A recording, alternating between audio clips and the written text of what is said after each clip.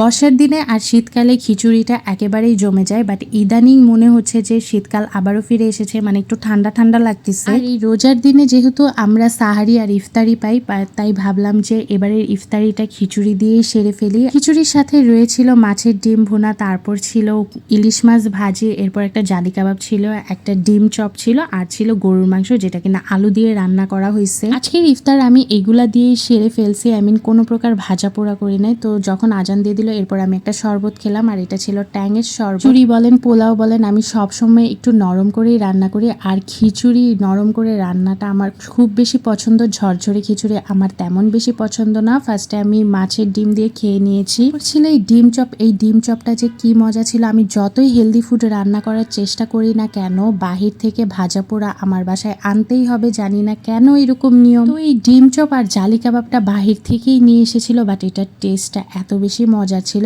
এরপর ইলিশ মাছ ভাজা, খিচুড়ির সাথে তো ইলিশ মাছ ভাজা একদমই জমে ক্ষীর। অনেকদিন ধরে ইলিশ মাছ ভাজা খেতেও ইচ্ছে করতেছিল, তাই ভাবলাম যে খিচুড়ির সাথে ইলিশ মাছ ভাজাটা খেয়ে নেই।